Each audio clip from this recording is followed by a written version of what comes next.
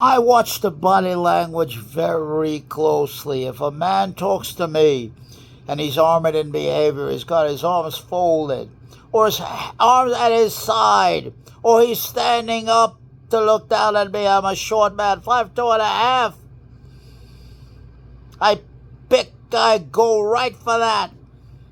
And I attack the body language. If you want to talk to me, you show me respect in your body language.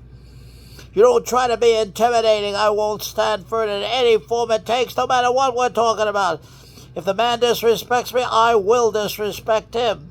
If a man uses mockery, sarcasm to make his argument, I'll curse him out. If a man thinks he's righteous and moral and try to give me a sermon from on high on faith and traditional values, monogamy and family values, I'll tell him it's full of crap.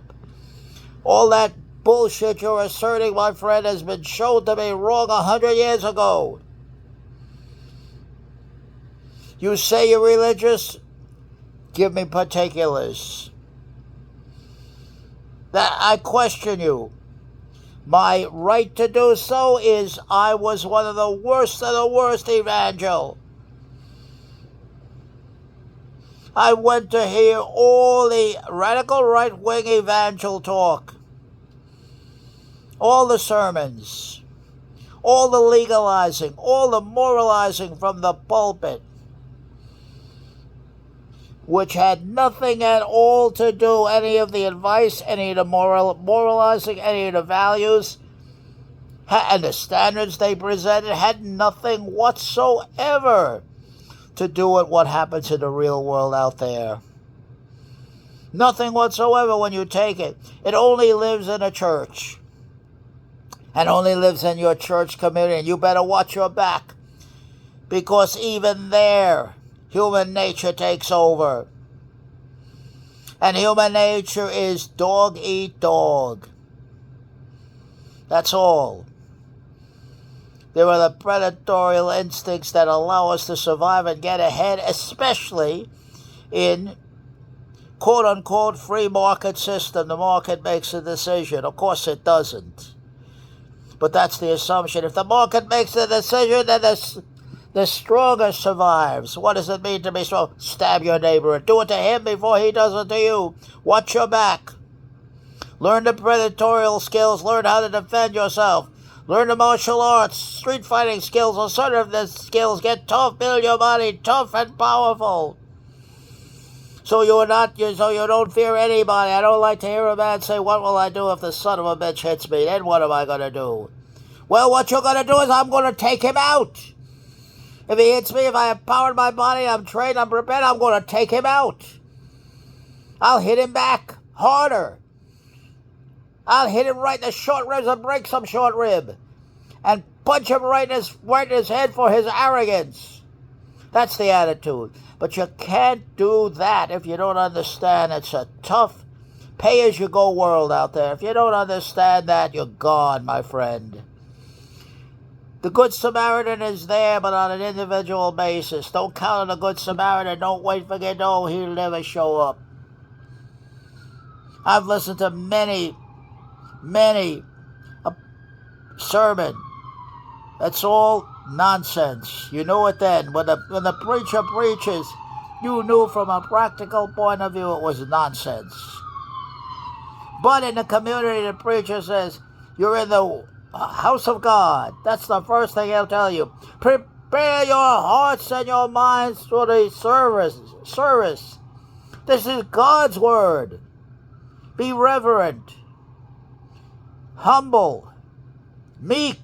The meek shall inherit the earth. Bullshit. Bullshit. You have to learn how to be intelligently predatorial. Where it is, that's the libido, that's the sexual impulse, that's lust. There must ego be.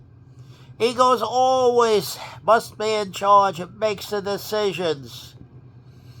These are decisions that you must make to survive. Sometimes you have to make the decision to survive in a situation. You have to assess the situation, who the hell you're talking to, What's the situation like? What's the sociology of the situation? What are the legal aspects? Who has the power here? Who's listening to what's being said? Where are you at when you say it and do it? Now it's not so easy anymore. Now it's not. Values, standard, nothing to do with anything. It's a practical issue on an individual basis. But then you have people like Tony Robbins, who makes millions and millions and millions of dollars, telling you he has the answers, scientifically guaranteed. Do what I do. I have the answers. I have the keys to success. Massive success. You want to be a millionaire? Come on. Get with the program. Then you have Jordan Peterson, that know-it-all, that pompous philosopher, psychologist, braying and ranting like he knows everything. All he is a radical right-wing habituator. These are talking points. These are radical right-wing talking points he's smuggling into what seems to be what he's trying to sell as a scientific analysis. Then you have the big, pompous, bloated Dr. Phil. Always very, very reverent, very, very pompous. He knows the answers. He knows what you should do. He knows right. He knows wrong. I've never seen him criticized. I've never seen any of these people criticized accurately with someone who knows how to push back exactly on what they stand for, exactly who they are, and expose them. They'd never permit it. They're protecting an empire. And so the first thing you do when you protect an empire is to insulate yourself from any potent criticism. Sure, they'll take criticism, but it's criticism they can polish off. It's 10-cent criticism. I've never seen any of these three held accountable in a public way. Even though they talk the accountability talk. They talk the talk of integrity, and they're the furthest thing from it. If I put any one of those three, Tony, Jordan Peterson, and Dr. Phil McGraw I'm talking about, and I corner them, and I question them relentlessly, and I ignore the fact that Phil will say, what happens? What will you do if I stand up? I'll tell Phil, the hell with you, Phil. If you stand up, I'll keep talking to you. Meaning, if I'm 5'2.5", and he stands up, he's 6'4", for intimidating purposes. If you have to do that, Phil, you already lost. You're telling me a lot about yourself, Phil, with your body language. That's what I tell him. But I would push on him. I'd push on all three of them all at the same time.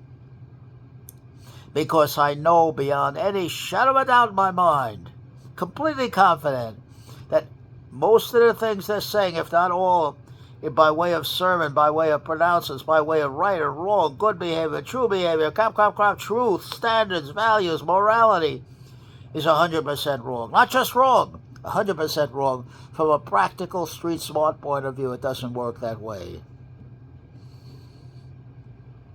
And the child has to be taught the real world. It's not Alice in Wonderland out there. Pay as you go. Competitive. The marketplace makes a decision. Has nothing to do with an equity, meritocracy. Nothing to do with that at all. The man who can survive out there. The man who knows how to take a fade. And the man who knows persuasive reasoning is the one who will win and has power in his body to enforce what he's saying. As president points, this is the one who will win, and this is the one that should win in the real world out there. Now, as far as faith is concerned, that's a personal walk. That's a personal decision. I don't need no Jordan Peterson, no Phil McGraw, or any radical right-wing preacher to tell me what I should think, what's right and wrong, what's good and bad. I know it for myself. I know it experimentally. I know it out there in the street. That's where I found out. That's where I found out. In the practical, real world out there. That's the world I live in. That's the world I talk about. That's the world I represent. I don't live in Alice in Wonderland. But, and I reiterate, I'll never stop a man from talking. A man wants to talk to me, wants to question me, wants to challenge me, bring it on. I'll never put a period on a man. I'll never stop an inquiry. I'm the last man standing.